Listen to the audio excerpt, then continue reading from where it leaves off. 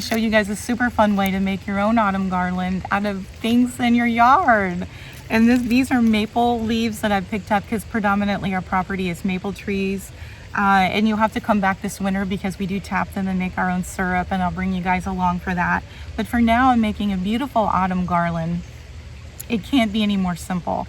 And basically what you're doing is you're gathering up your leaves, and I will say make sure that they have their little legs still on, their little stem. And you're wanting to also, I would highly recommend getting them when they're freshly fallen, because then they're pliable. They get very brittle when they get super dried, and it's a little more difficult to work with, but it's totally doable. And it's a great project too to do with your family, your kids, especially when it comes to collecting the leaves, because it's a lot of bending over, and you need quite a few depending on the length of your garland. Now you can make your garland as fluffy as you want, as sparse as you want. I went for a fluffier one, so I would guesstimate that per little bundle, I do maybe 7 to 8 leaves, sometimes 10, depending on the size of the leaf. And so I just basically making a leaf bouquet and getting them all in there. And I try to stagger the colors, and that's kind of fun. And when they're crunchy like this, look how pretty that is. When they're crunchy like this, it's also good too because it adds volume to your garland. Now I just used, again, you know me, what I had in the house, and this was 26 gauge. Again, floral tape. Homegirl needs to get some floral tape. It would make life easier because the wire is a little slippery putting this on, because their little legs want to kind of wiggle out. But you could also too, if you had wire like I do, just put a little dab of glue on there and that'll hold them in. And then what I do is I've already started a couple just to show you. So there's one, there's two, and I'm going to put this one right there. You see how easy that is? And then you just keep going and going, and you make it as long as you want. Now you could also turn this into a beautiful wreath. And I used a rope, which I had. This is what I had. I didn't have any twine. But in retrospect, I probably would use this again for this project because it gives it a bigger base for these little skinny legs to lay on. Where I think twine, it would be more of a challenge to get those kind of bundled up around that little skinny piece of twine. But again, you can use whatever you want, whatever you have. That's what it's all about. You don't need to go out and buy anything. And if you did this on a wreath, what you would do is you would just attach the rope part and you would just wire that into the wreath. But I think that would be so beautiful.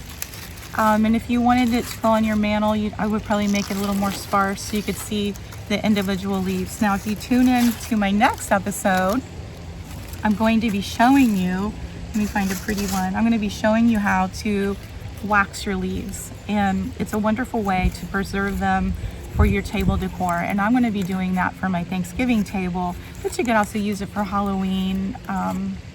There's a myriad of things that you could decorate them with. You could make garland, string them, sew them through and make garland with them as well. So make sure you tune in for the next episode and I'll show you how to do that. In the meantime, go out in your yard and collect some beautiful leaves and make a beautiful autumn garland. You guys take care. Bye.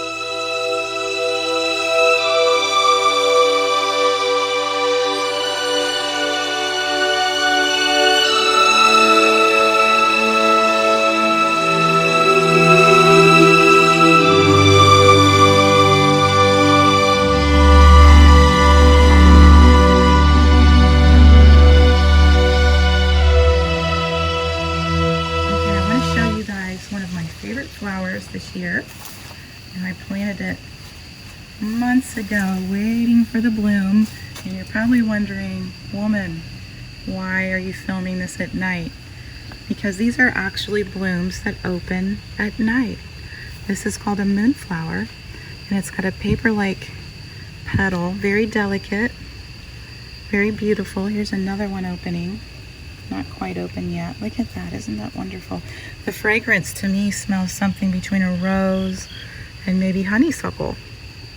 If you guys have moonflowers, let me know what your moonflower smells like to you. But I just think these are so beautiful. Moonflowers. Thank you for joining me for another episode of The Crown Bee. I love having you guys here at Winter's house, and make sure you subscribe. I've got some great giveaways coming up for the holiday season that you're gonna love. And wherever you are, I hope you're out enjoying this magnificent day and all of the magic and enchantment this autumn season has to give. Love you guys. Mwah. Bye.